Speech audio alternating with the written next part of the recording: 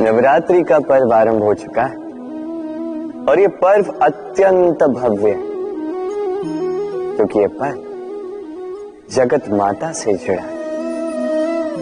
मां इतना छोटा सा शब्द है, किंतु ठीक से देखो तो समस्त संसार इसी शब्द में समा है। मां जो अपनी संतान के लिए हर संभव प्रयास करती है, कुछ भी करने के लिए सज्ज रहती है। मां जिसका सबसे बड़ा गुण निश्चलता, मन में ना कोई पूर्वाग्रह, ना कोई भेदभाव, ना कोई छल कपट, और इतनी भोली होती है मां। संतान भले ही झूठा रो दे, मां को लगता है कि कदाचित वास्तव में भूख लगी होगी। मां चाहे जन्म देने वाली हो चाहे पालने वाली, स्वर्ग, ये स्वर्ग हमें मां के चरणों के नीचे ही प्राप्त होता है। इसी मां को हमारा शत शत प्रणाम। राधे राधे। सहनशीलता मां का दूसरा सबसे बड़ा गुण। कहते हैं कि धरती से अधिक सहनशील और कोई नहीं।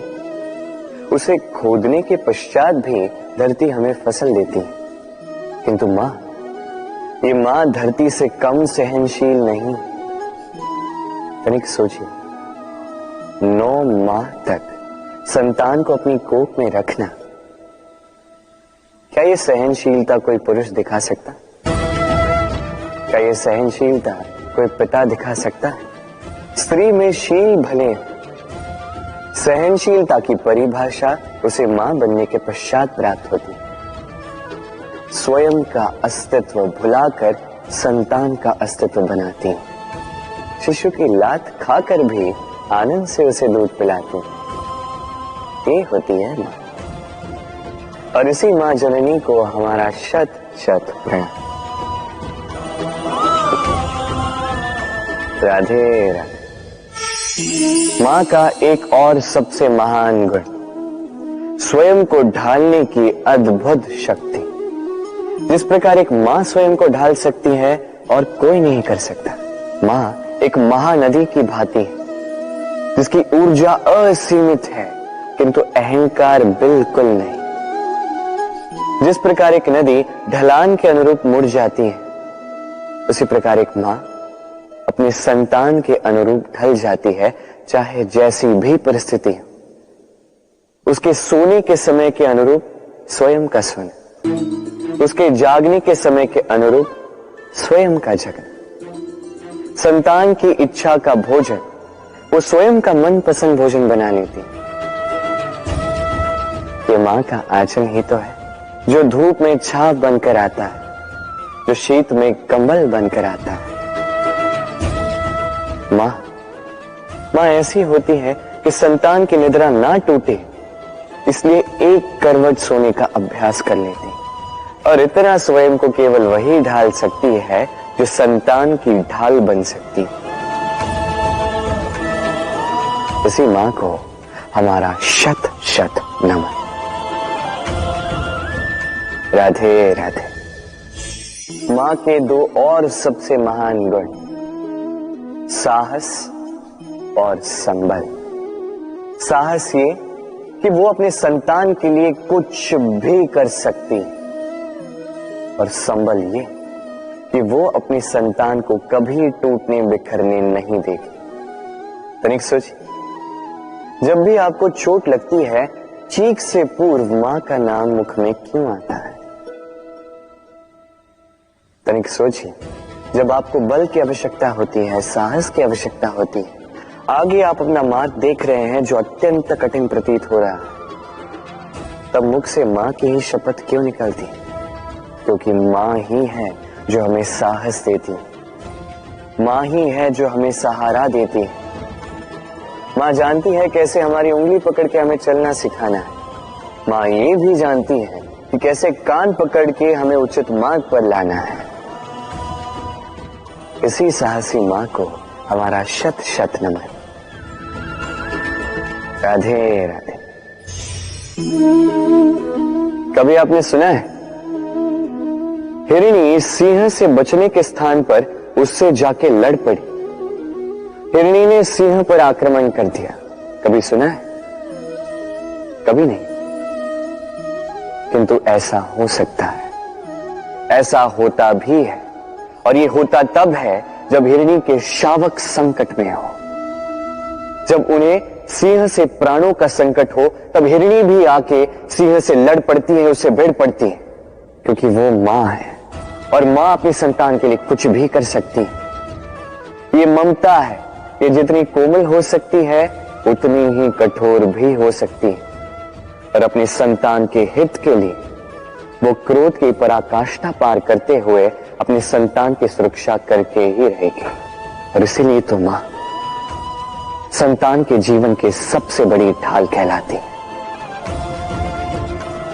इसी मां को हमारा शत शत नमन। राधे राधे।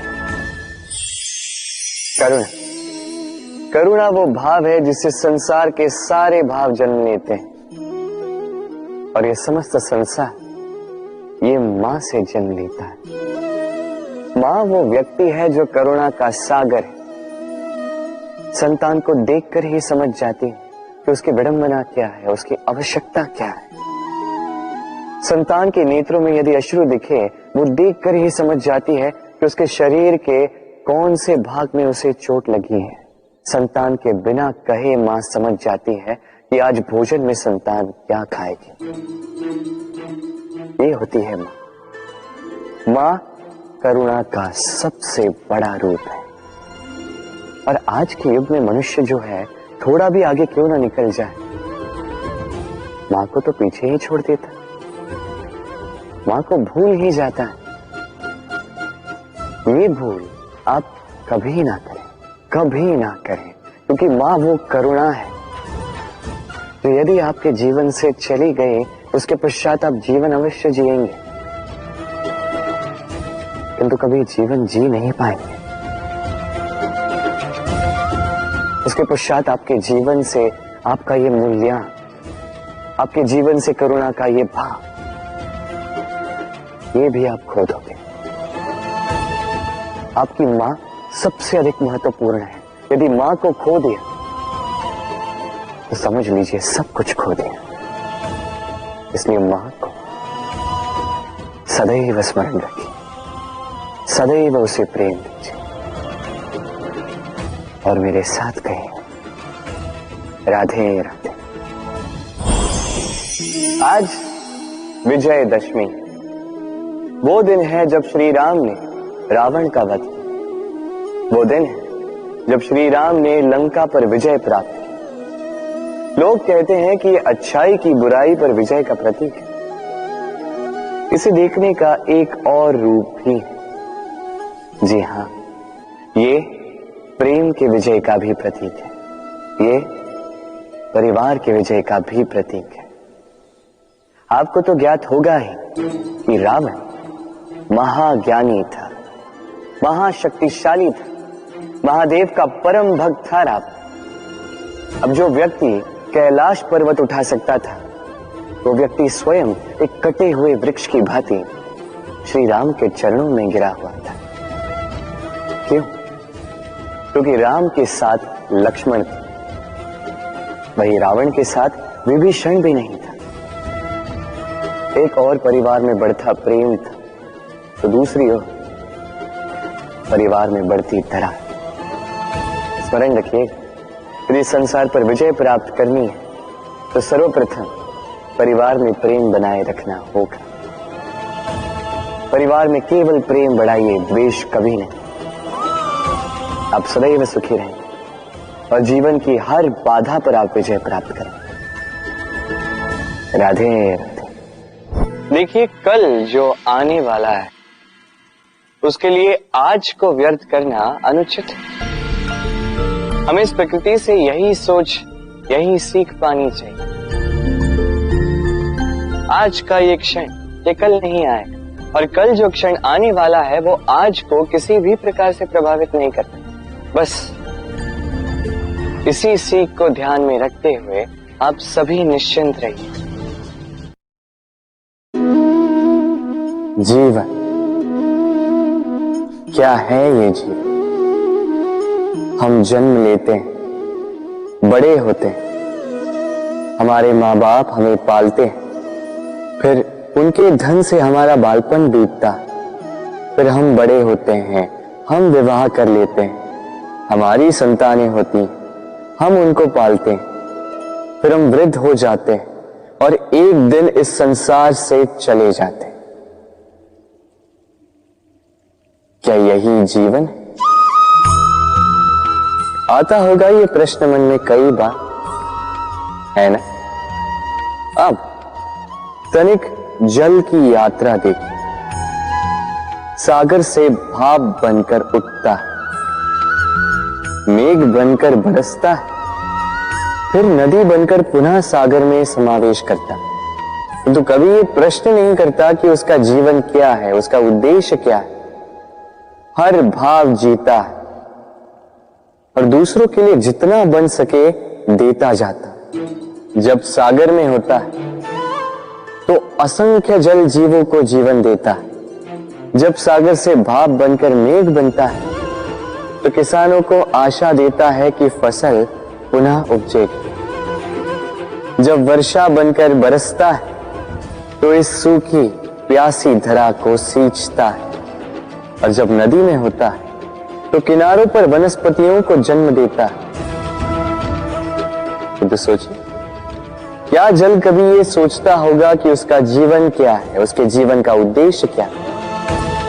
नहीं, वो बस अपना धर्म करता जाता और जितना हो सके सबको आनंद देता जाता। इसलिए जीवन में कभी ये प्रश्न मत कीजिएगा कि ये जीवन क्या है, इस जीवन का उद्देश्य क्या है। बस इस जीवन को जिए और जितना हो सके उतना सबको आनंद दे। मन प्रसन्न होकर बोलेगा, राधे राधे।